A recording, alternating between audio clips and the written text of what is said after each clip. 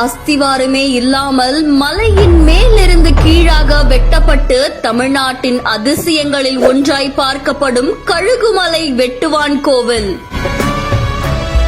பல பிரமிப்புகளை உள்ளடக்கிய இந்த கோவில் கிபி 8ஆம் நூற்றாண்டில் கட்டப்பட்டது என கூறப்படுகிறது. விஞ்ஞானமே தலை தூக்காத சமயத்தில் கரடு முரடான பாறைகளை குடைந்து அதில் கலசம், சிகரம், தளம் என பல சிற்பங்களை உள்ளடக்கி பல ஆச்சரியங்களை வெளிப்படுத்திய இந்த கோவிலை பத்தி தெரிஞ்சுப்போமா?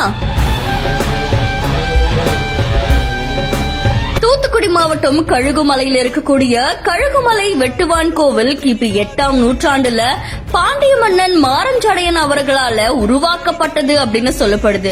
இந்த கழுகுமலை கோவிலுக்கு அரைமலை அப்படின்ற இன்னொரு பெயரும் இருக்கு. கழுகுமலையுடைய கிழக்கு பக்கத்துல தான் இந்த வெட்டுவான் கோவில் அமைஞ்சிருக்காம்.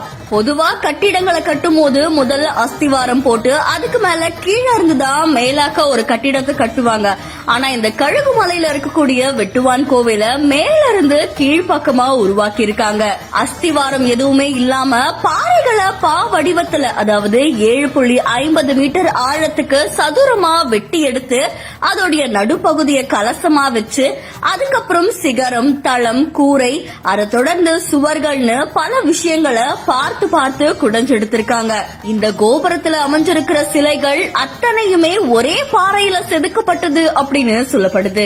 தமிழ்நாட்டில் இருக்கக்கூடிய இந்த கழுகுமலை வெட்டுவான் கோவிலும் மகாராஷ்டிரா மாநிலத்துல அவுரங்காபாத் நகர்ல இருக்கக்கூடிய கைலாசநாதர் கோவிலும் ஒத்த இருப்பது போல காட்சி அளிக்கிறதா சொல்லப்படுது. ஆனா அந்த கைலாசநாதர் கோவில் உருவாக்குறதுக்கு முன்னாடியே தமிழ்நாட்டில் இருக்கக்கூடிய இந்த கழுகுமலை வெட்டுவான் கோவில் உருவாக்கப்பட்டது அப்படின்னு கூறப்படுது. பல முக்கியமான கோவில்கள் இருக்கிற மாதிரியே இந்த கோவில்லையும் கிழக்கு நோக்கி சிகரத்துல சிவனும் பார்வதியுடைய சிலையும் செதுக்கப்பட்டிருக்காம். இப்படி பல ஆச்சரியங்களை உள்ளடக்கி இருக்கிற இந்த கழுகுமலை வெட்டுவான் கோவில் எப்பவுமே தமிழ்நாட்டுடைய அதிசயங்கள்ல ஒன்றாய் பார்க்கப்படுது. இந்த கோவில் பத்தின உங்களுடைய கருத்துக்களை நம்மளுடைய பதிவு செய்யுங்க. தொடர்ந்து பல செய்திகளுக்கு